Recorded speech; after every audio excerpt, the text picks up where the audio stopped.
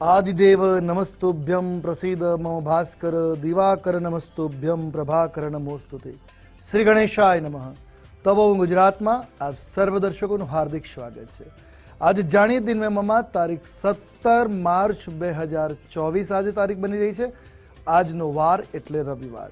તિથિની વાત કરીએ તો આજે તિથિ બની રહી છે ફાગણ સુદ અષ્ટમી તિથિ આજે બની રહી છે। આજના નક્ષત્રની વાત કરીએ તો આજે મૃગશીર્ષ નક્ષત્ર બની રહ્યું છે અને આજનો યોગ એટલે આયુષ્માન યોગ, આજનું કરણ એટલે વિષ્ટિકરણ બની રહ્યું છે। આજની રાશિ મિથુન રાશિ, અર્થાત જે બાળકનું અવતરણ આજ રોજ થાય એની જન્મ રાશિ મિથુન રહેશે।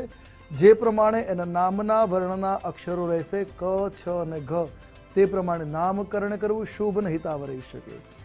જાણીએ આજના દિવસના સૂર્યોદય અને સૂર્યાસ્ત વિશે। તો આજે સૂર્યોદય સવારે 6 કલાક અને 44 મિનિટ રહેશે, જ્યારે સૂર્યાસ્ત સાંજે 6 કલાક ને 48 મિનિટ રહેશે।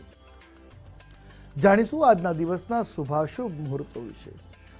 આજે અભિજીત મુહૂર્તનો સમય બપોરે 12 કલાક અને 24 મિનિટથી પ્રારંભ કરી બપોરે 1 કલાક અને 12 મિનિટ સુધી રહેશે।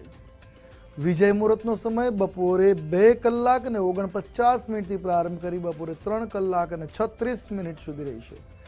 જ્યારે રાહુ કાલમનો સમય આજે સાંજે 5 કલાક ને 18 મિનિટથી પ્રારંભ કરી 6 કલાક ને 48 મિનિટ સુધી રહેશે।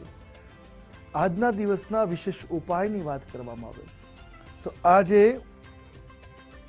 ગણેશજીને જાસૂદનું પુષ્પ અર્પણ કરવું।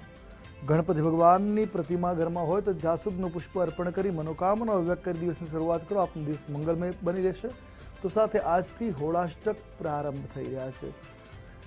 આપનો દિવસ મંગલમય બની રહે એના માટે ગણેશજીની આરાધના આજે લાભકારી નીવડશે। આપનો દિવસ મંગલમય બની રહે એ જ પ્રાર્થના। જય ભવાની।